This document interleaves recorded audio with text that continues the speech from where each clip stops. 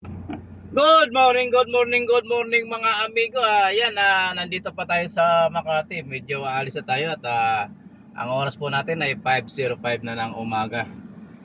Late na tayo ng 5 minutes pero okay lang yan kasi medyo kulang tayo ng isang pickup.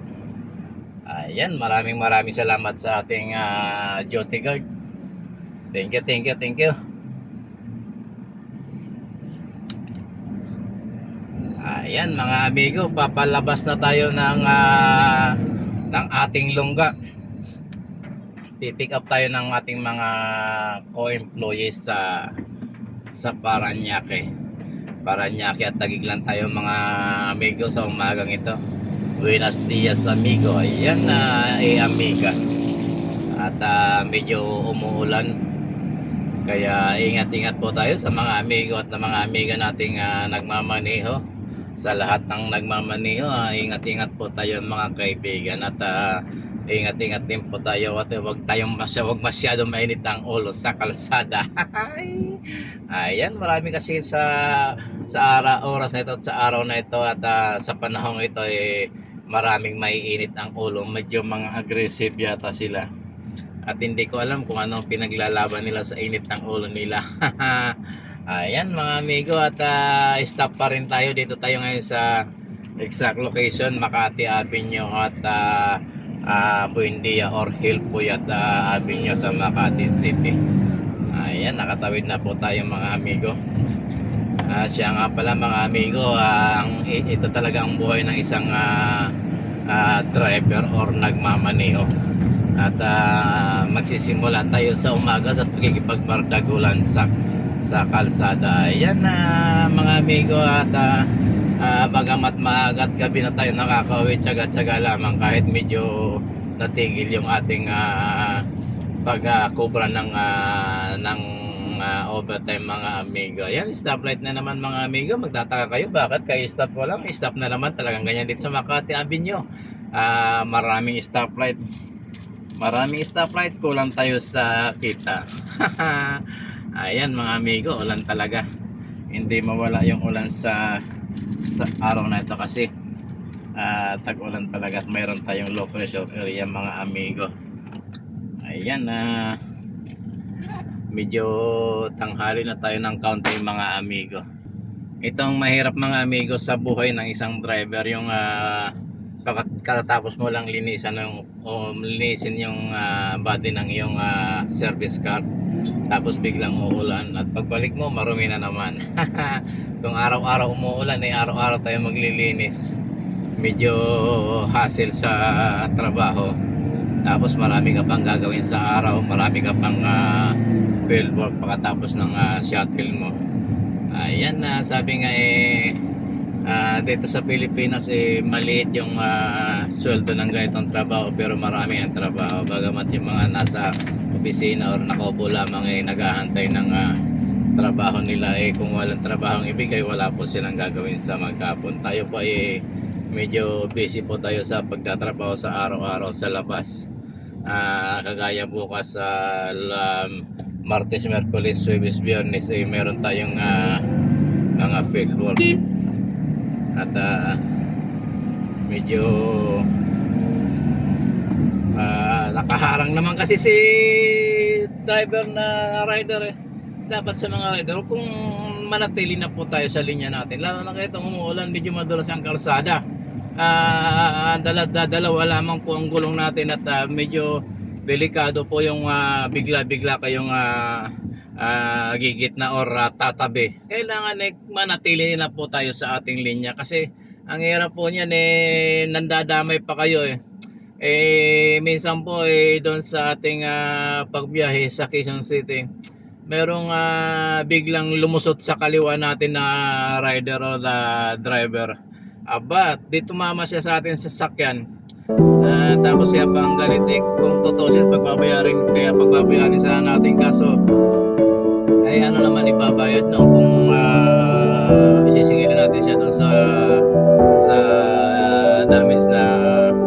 damage na nangyari. Nakakaawa naman, lalamog driver siya paano na kung sisingilin natin siya, saan siya kukuha ng pambayad tapos ay galit pa siya. Hindi niya alam yung kasama ko marami akong sakay noon. Tinapatan pa niya yung isa kong pasahero na attorney. Doon pa siya nagsalita, pwede na namin sana siyang pagbayarin, kaso naawa na lang ako dahil maliit lang naman yung damage. Okay na, pinabayaan ko na lang. Advice lang sa mga driver, kahit na sabihin na natin na nagmamadali kayo, which is yung kaliwa po, yung kaliwa nasa inner lane po ako, ibig sabihin two lane lang po ito, nandito ako sa excuse me, nandito ako sa gitna, tapos lulusot ka pa, mayroong island doon, hindi ka makakalusot ka, amigo. Kaya yung island na yun nagsisilbing paghihiwalay ng dalawang kalsada, huwag ka nang sumingit doon sa kaliwa, kasi pag naipit ka roon, kasalanan mo yan, hindi kasalanan yan ng isang driver, kasi hindi ka makikita or hindi ka mapapansin doon, amigo. Kaya ingat-ingat ka, amigo. Kung mapapanood mo man ito, yung lalamove driver na yan, swerte mo, kaibigan. Kasi hindi na kita siningil doon sa damage na nangyari na ginawa mo. Kasi kung sisingilin ka namin, ako, kawawa ka naman. Bagong-bago yung sasakyan na ginasgasan mo. Ayan, amigo, ingat-ingat po tayo. Nandito na tayo, mga amigo, sa South Luzon Expressway. Excuse me. Ayan, balik na tayo sa South Luzon Expressway. Dito tayo dadaan sa may basta doon na tayo dadaan sa may airport, sa Ninoy Aquino International Airport, mga amigo.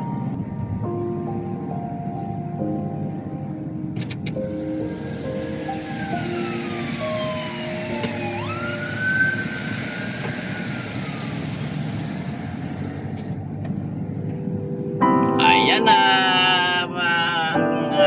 nandito na tayo sa may South Luzon Expressway Skyway Stage 2. Ayan, mga amigo, at abangan nyo po yung samahan nyo po ako sa aking pagmabiyahe papunta sa Parañaque sa may ating pick up point.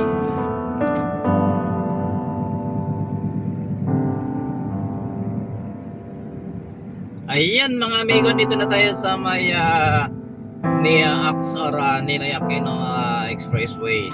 Papunta tayo ng airport ngayon, mga amigo. Pero hindi tayo sasakay sa aeroplano kasi pipick up tayo ng mga co-employees sa Parañaque. Yan, mga amigo, dito sa area na to. Pagdating ng araw, walang piniling oras yan, napaka-traffic dito sa area na to. Lalo na sa hapon at umaga. Ayan, shoutout sa mga nag-aayos ng barricade or ng pagitan ng paghihiwalay ng kalsada. Ayan, mga amigo, welcome to Terminal 1 and 2 Cavite, Macapagal Boulevard. Ayan, pag sa Andro kayo pupunta, sa Aliscadong kayo sa kanan dumaan. Ayan, mga amigo, at tuloy-tuloy lang tayo hanggang sa makadating tayo doon sa pick up point. Ayan, mga amigo, nakalagpas na po tayo ng tollgate ng NIAX. Ang speed limit po rito ay 60 kilometers per hour lamang po. Medyo nakakaantok po yung ganong speed limit. Sana naman ginawa siya ng 80 to 100. Ayan, nagpas na po tayo ng Terminal 3 and 4, mga amigo. Tuloy-tuloy lamang po tayo sa ating pagbabiyahe. At buenos dias po sa lahat ng amigo amiga.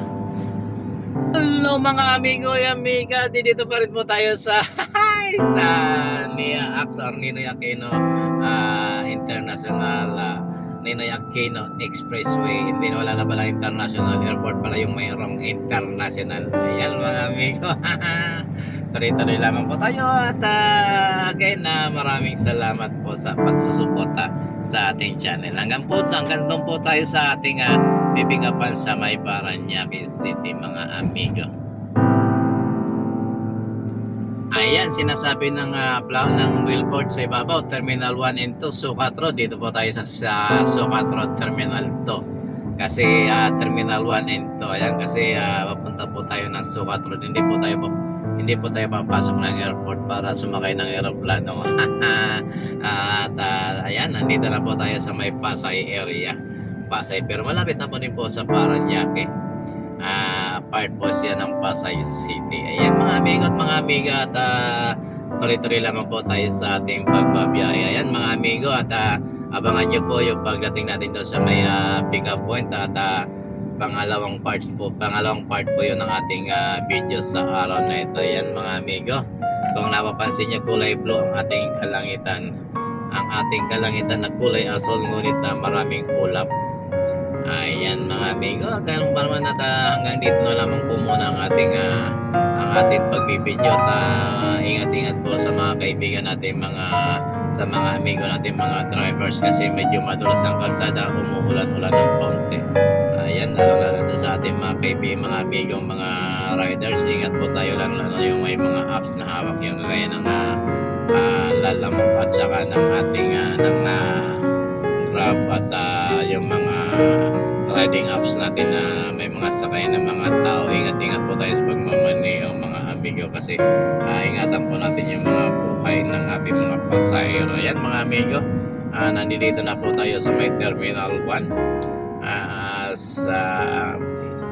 Ayan mga amigo, meron na naman dito tollgate, kasi tatanggalin yata yung tollgate po sa may unang dinaanan natin sa may terminal 2. Ilalagay na naman po sa mga exit point, which is maganda naman po na mailagay sila sa mga exit point, kasi makakabawas ng traffic doon sa may expressway. Ayan mga amigo, dito na po tayo sa may Parañaque International Airport of Pasay pa rin pala po ito. At maraming salamat mga amigo, at maraming salamat sa pagsubaybay nyo sa ating mga channel, at ingat po tayong lahat, at pagpalain po tayo ng Panginoon sa lahat ng oras, sa lahat ng ginagawa natin sa araw-araw. Magandang umaga, at thank you mga amigo. Bye bye, love you all.